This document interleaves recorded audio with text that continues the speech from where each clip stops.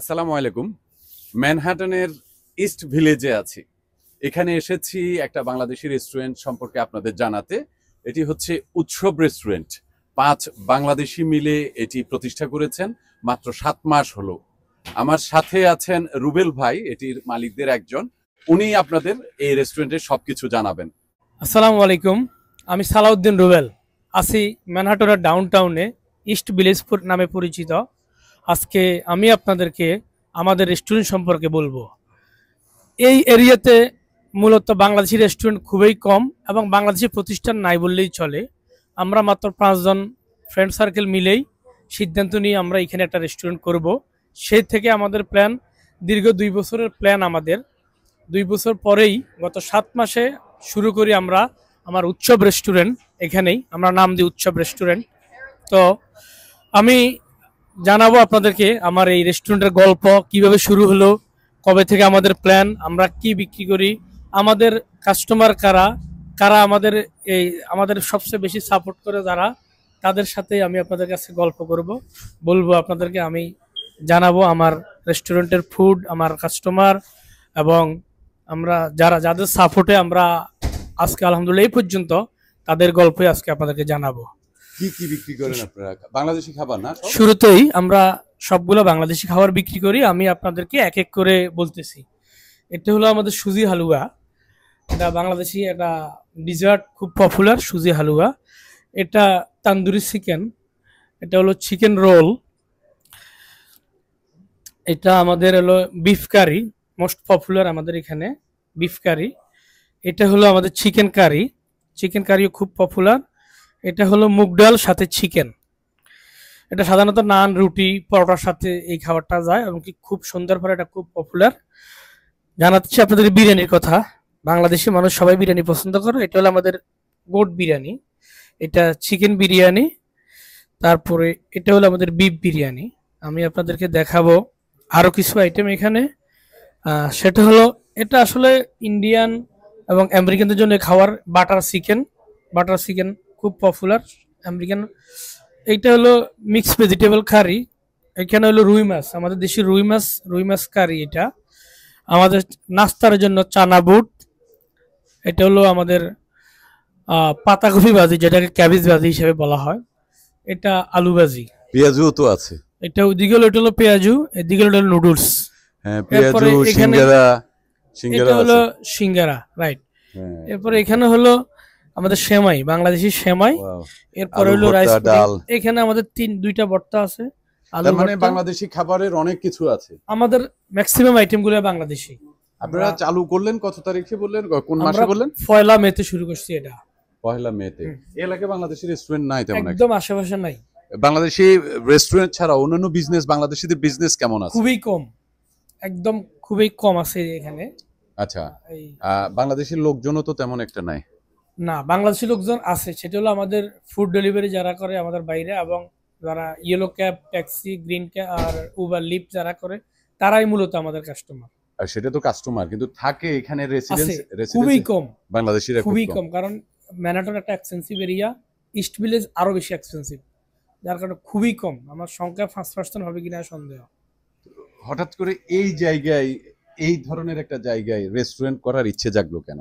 আসলে এটা হলো, আমরা যারা আছি, আমরা ফ্রেন্ডরা, মানে এদিকে আমাদের বসার জন্য কোনো জায়গা নেই। যারা গাড়ি ড্রাইভ করে তাদেরও সমস্যা, যারা ফুড ডেলিভারি করে বসার জন্য কোনো জায়গা নেই। আচ্ছা, এই এলাকাটায় ফুড ডেলিভারি অনেক গাড়ি দেখলাম, অনেক পপুলার। ইস্ট ভিলেজ ফুডের জন্য বিখ্যাত। রেস্টুরেন্ট বেশি নেই? রেস্টুরেন্ট বেশি, এবং এমন কোন দেশের রেস্টুরেন্ট নাই যেটা ইস্ট ভিলেজে নাই। আচ্ছা, ম্যানহাটনের East Village, downtown East Village হলো ফুডের জন্য বিখ্যাত। আচ্ছা, যার কারণে এদিকে বেশি সবাই অবস্থান করে। তো আমরা যখন দেখলাম যে আমাদের আসলে বসার জন্য একটা অসুবিধা, আর আসলে জরুরি কাজ সারার মতো নিউ ইয়র্কে খুবই কম জায়গা আছে। জরুরি কাজের জন্য কোথাও জায়গা পাওয়া যায় না, খুব কম। মানে বাথরুম করার জন্য খুব প্রবলেম, বিশেষ করে যারা ড্রাইভার তাদের জন্য।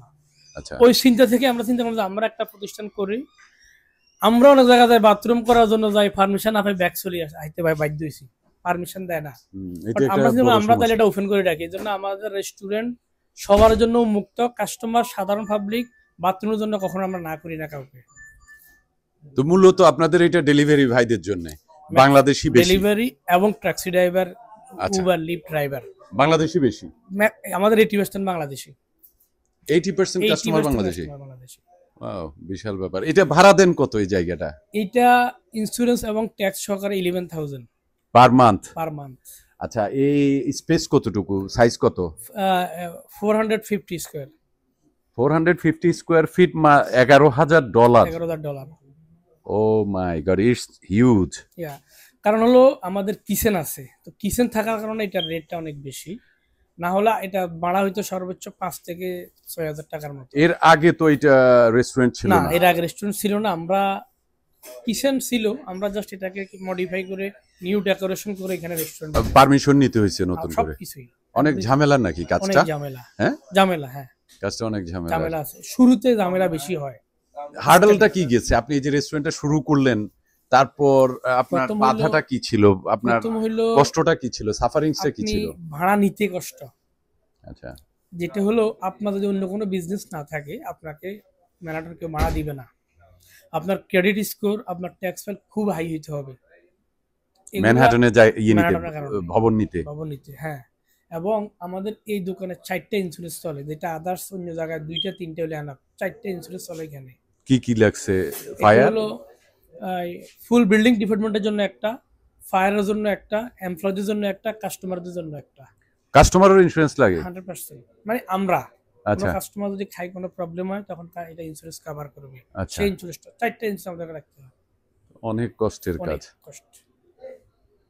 যাক, তারপরেও একটা কাজ করেছেন। But এখন আলহামদুলিল্লাহ, ব্যবসা কেমন? আমরা আলহামদুলিল্লাহ অনেক হ্যাপি, আমরা অনেক সাপোর্ট পাইছি এবং অনেক হ্যাপি। শুরুতে একটু কষ্ট হয়েছে প্রথম, কারণ এই জায়গাটা অনেকেই চিনে না এবং এখনো অনেকেই চিনে না। হুম। আমাদের A to Z সব আমরা এখানে রান্না করি, এখানে বানাই, এখানে বিক্রি করি। বাইরে থেকে জাস্ট কিনি, কাঁচা কিনে নিয়ে আসি। আচ্ছা, এইটার জন্য মানুষ আমাদের খুব বেশি like অভিজ্ঞতা করে। ছিল আগের কাজের রেস্টুরেন্ট অভিজ্ঞতা? ছিল, কাজের অভিজ্ঞতা ছিল। মানে রেস্টুরেন্টের কাজের? আমি একটা ইন্ডিয়ান রেস্টুরেন্টে 5 বছরের ম্যানেজারের দায়িত্ব পালন করছি। ওকে, আচ্ছা, ওইখান থেকে কিছু অভিজ্ঞতা আছে, ওইটা দিয়েই শুরু করছেন। কিন্তু কুকিং তো অভিজ্ঞতা আপনাদের ছিল না? কুকিং আমাদের অভিজ্ঞতা নাই। কুক কোথাকার? কুকের বাড়ি, ওনাদের বাড়ি হলো সিলেট। সিলেট বাড়ি? হ্যাঁ। সব জায়গায় সিলেটি কুক কেন ব্যবহার করা হয়? আমি প্রায় অনেক রেস্টুরেন্টে দেখছি যে হ্যাঁ। সিলেটি কুক। কাহিনী কি বলেন তো, আপনার কাছ থেকে একটু শুনি। কেন সিলেটি কুক কেন?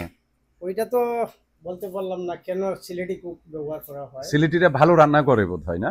মনে হয় সবার কাছে ভালো পছন্দনীয়, এই জন্য। আপনি এর আগে কাজ করছেন কোথায় একটু যদি? আমি তো এর আগে রাঁধুনিতে কাজ করছিলাম। প্রায় এর আগে 6 মাস। এর আগে কোথায় কাজ করছেন? রাঁধুনিতে, ওজন পার্ক রাঁধুনিতে কাজ করছিলাম প্রায় 6 মাসের মতো। আচ্ছা, ওজন পার্ক ওজন রাজধানীতে। পার্ক, হ্যাঁ হ্যাঁ, ওজন পার্ক। Okay. আর এর আগে আগে প্রায় 21 বছরের মতো ছিলাম ইনসাইটে মতিনে। আচ্ছা, মতিনে কাজ করছি। তারপর এখানে এলেন, এই 7 মাস হলো। এরপরে এখানে প্রায় 7 মাস হয়। রান্নাটা শিখছেন কোত্থেকে? রান্নাটা শিখছেন কোত্থেকে, এটা তো অনেক কঠিন। অনেক মানে কঠিন। আপনি কি এর আগে কোথায় রান্না করছেন? জি না, এর আগে আমি কোথাও রান্না করি নাই। তবে আমি আমার ছোটকাল থেকে আমি কিন্তু আমার পাক করার মানে অভ্যাস ছিল। আর আমার চাচা একজন ছিল, হ্যাঁ, উনি হ্যাঁ। কিন্তু বাবুর্চি ছিল দেশে। আচ্ছা, ওর কাছ থেকে আমি কিছু কিছু শিখছিলাম। আহ, এরপরে চাচা যখন মারা গেছে, অনেক আগেই মারা গেছে। হ্যাঁ। চাচা জীবিত থাকা অবস্থায় যখন আমাদের বিয়া শাদী বা সিন্নির মধ্যে পাক করা হতো, তখন আমি যাইতাম, হ্যাঁ, দেখতে যাইতাম। যাইয়েই দেখতে আমি একটু ওনাকে হেল্প করতাম। তখন চাচা বলতো কি যে তুমি কি আমার এইটা ধরে রাখবা নাকি আমি মরে গেলে? আমি বলতাম না, এটা আমি শখ করি, আপনাকে এইগুলা কিছু নাড়াচাড়া করি। এর থেকে আমার এই পাখের অভিজ্ঞতা। আর আমি যখন মানে ইয়েতে আসছি, আমেরিকায় আসি আমি 4 সপ্তাহ আমি ডিশের কাজ করছি। আর যে বস ছিল মতিনের, 4 সপ্তাহ আমার অভিজ্ঞতা দেখেই বলছে যে ভাই, আপনাকে দিয়া কিন্তু ডিশের কাজ করানো সম্ভব না, আপনি কিন্তু পুরা কাজ জানেন। আপনি আজকের থেকে আমার সেকেন্ড শেফ। আসলেন কবে? আমি আসছি প্রায় 2 বছর হয়েছে। এখানে আসার রিজনটা হচ্ছে যে কি, এখানে খাবারের মধ্যে একটা মানে বাঙালি যে ওন একটা যে হচ্ছে যে কি ইমোশন বা ওন একটা যে ফিলিংস, সেটা পাওয়া যায়। তো যার কারণে আমার আশা হয়। So আমি এখানে সেই প্রথম থেকে আসতেছি, যখন এই উৎসব রেস্টুরেন্ট উদ্বোধন হয়, তো তখন থেকে আমি খাওয়া দাওয়া করি। এখানে খাওয়ার মধ্যে অনেক কিছু আছে, এটা ডিপেন্ড করে। যেমন হচ্ছে যে আপনার যখন বৃষ্টি হয়, তো আমি তখন মেইনলি হচ্ছে খিচুড়ি খেতে আসি, কারণ বৃষ্টি দিয়ে এরকম খিচুড়ি ম্যানাটার মধ্যে পাওয়া যায় না কোথাও। আর এদিকে আশেপাশে বাঙালি রেস্টুরেন্টও পাওয়া যায় না, যার কারণে আমার এখানে আসা হয়। আর এমনি রেগুলার যখন আসি তখন হচ্ছে যে আমার বিরিয়ানি খাওয়া হয়, কারণ এখানকার যে বিফ বিরিয়ানি আছে সেটা আমার ফেভারিট ওয়ান। সো এটা হয়। আর হচ্ছে যে এখানকার যে চা বা হচ্ছে যে আপনার হচ্ছে যে এখানে মোগলাই, তো মানে আমাদের বাংলাদেশের মোস্ট অফ দ্য খাবার এখানে পাওয়া যায়, যার কারণে আসা হয় এখানে। আমি তো নিউ ইয়র্কের বাইরে ছিলাম, কোথায় থাকতেন? ফিলাডেলফিয়া পেনসিলভানিয়াতে। ও, ওইখানে আমি এক মালিকের দোকানে 5 বছর কাজ করছি, রেস্টুরেন্টে এক দোকানে। ওইখান থেকে কাজ শেষ, ওই মালিক রেস্টুরেন্ট সেল করে দেওয়ার পর আমি নিউ ইয়র্কে আসি আমি উবার, লিফট, রাইড শেয়ার, আমি ওটাতে কাজ করতেছি, এখনো করতেছি। উবার চালান? উবার চালাই, মানে গাড়ি চালান? গাড়ি চালাই। আচ্ছা গাড়ি চালাই। তো এর পাশাপাশি আমার এই বিজনেস শুরু। তো এখন আচ্ছা, গাড়িটা আপনারা একটু 5 জন কমেছে। মিলে তখন প্ল্যান করলেন যে সবাইকে একই এলাকার নাকি? মোটামুটি কাছাকাছি। আচ্ছা, 5 কোন জন। এলাকার বাড়ি? বাংলাদেশের কোন এলাকায়? আমাদের 4 জনের বাড়ি বেগমগঞ্জ, একজনের বাড়ি সোনাইমুড়ি। ও আচ্ছা, সব একই অঞ্চলে? একই হ্যাঁ। অঞ্চলের। এবং আচ্ছা, আমরা খুব ক্লোজ ফ্রেন্ড, একে অপরকে অনেক দিন থেকে চিনি। ওই থেকেই, এবং কি তারাও গাড়ি চালায়।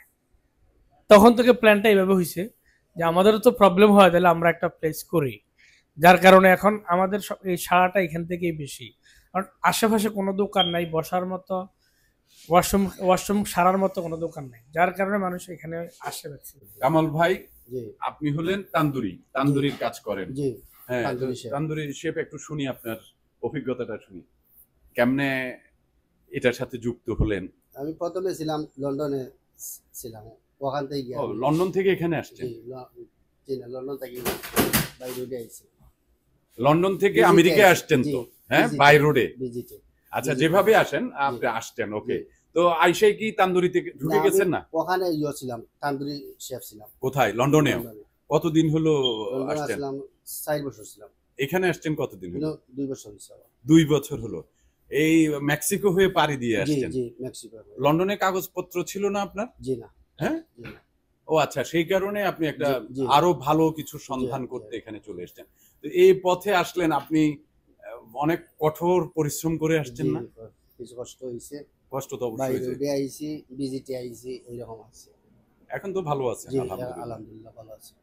আমেরিকান তান্দুরির সাথে ব্রিটিশ তান্দুরির পার্থক্য আছে? সেম সেম না? সেম জিনিস। মানে আমি ব্রিটেনে যে প্রথম তান্দুরির খুব গল্প শুনতাম, যদিও আমরা জি, বাংলাদেশে জি না, তান্দুরি সেভাবে same, দেখি নাই। হ্যাঁ, সেম জিনিস, সেম জিনিস। সেম জিনিস। আর এখানের লোকজন তান্দুরি কেমন খায়?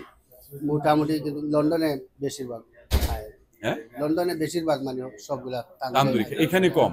কম চলে। অলমোস্ট এই দোকানটা এখানে দিয়েছে প্রায় 1 বছরের মতো। হ্যাঁ, হ্যাঁ। সো আমি তার আগে কিন্তু রেস্টুরেন্টে খেতাম না। যখন এই দোকানে আসছি প্রথম, দেখলাম যে খানার মান অনেক ভালো এবং অনেক সুস্বাদু। সো আমি রেগুলার কাস্টমার হয়ে গেলাম। আমি আজকে 1 বছর এখানেই খাই। আমি এখান থেকে খেয়ে যাই, আবার এখানে। আচ্ছা, বাসায় না, আমি বাসায় রান্না করি না। বাসায় কে কে থাকে? না, আমি একাই থাকি। একা থাকেন? এই ম্যানহাটনে থাকেন না? না, আমি আগে ওনাদের সাথে আমরা একসাথে ছিলাম, এখন আমি ব্রুকলিন থাকি। আচ্ছা, ব্রুকলিন থেকে এসে এখানে খান? হ্যাঁ, হ্যাঁ? আবার রাতে যখন কাজ শেষ করি তখন আবার এখান থেকে খেয়ে যাই। ড্রাইভ করেন? হ্যাঁ হ্যাঁ, ড্রাইভ করেন না? জি। আমরা সবাই আনন্দ থাকি, হাসি খুশি থাকি, এখানে আসি সবাই। আসলে আজকে তো লোকজন এখন একটু কম, সবাই কাজে গেছে এবং অনেকে ক্যামেরার সামনে কথা বলতে চায় না। মানে এইখানে যে ভিড় থাকে, বসার জায়গা পাওয়া যায় না। আমরা নিচে ব্যবস্থা করে দিছি, নিচে ফুল হয়ে যায়। মানে যে যেখানে কাজ করুক, এখানে ঘন্টার পর ঘন্টা থাকবে, এখানে আসবে, এখান থেকে যাবে। এবং আমাদের সবচেয়ে, আমরা শুরু থেকে এই পর্যন্ত আপনি অথবা জানবেন, আমরা 2টা জিনিস মেনটেন করি সবচেয়ে বেশি। এক হলো নেট অ্যান্ড ক্লিন, হ্যাঁ হ্যাঁ, বাথরুম, ওয়াশরুম এবং আমাদের খাবার নেট অ্যান্ড ক্লিন। এবং আমাদের শেফ যেটা বলছে, আমরা দৈনিক খাবার সার্ভ করি, ডেলিটা ডেলি। কারণ আমাদের ড্রাইভার তো, আমাদের কাস্টমার একজনে যে গল্প করে আরেকজনের কাছে। তো উৎসবে খাওয়া খাইছি, খাওয়া ভালো লাগছে, উনি আসে, উনি আরো 2জনকে গল্প বলে। আর যখন একজনে খারাপ বলে, এখান থেকে কিন্তু 5জন 7জন আমাদের কাস্টমার লুজ হয়। যার জন্য আমরা সবসময় চেষ্টা করি, আমাদের খুব নির্দেশনা হইলো খাওয়া ডেলিটা ডেলি রান্না হবে। যেহেতু আমাদের কিচেন আছে, আমরা সন্ধ্যা রাত্রে, আর আমাদের ওপেনিং টাইম হলো সকাল 10টায় ওপেন করি, রাত 4টায় ক্লোজ করি। ও 24 ঘন্টা না? না, 24 ঘন্টা না, বাট ঘন্টা বন্ধ থাকে, 18 ঘন্টা খোলা থাকে, 10টা থেকে রাত 4টা পর্যন্ত। আমাদের 2 শিফটে লোক কাজ করে।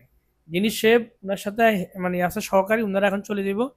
কামাল ভাই তান্দুরি শেফ সাথে আরেকজন, ওনারা 2জন রাত্রে করে। এইভাবে কাজ করি।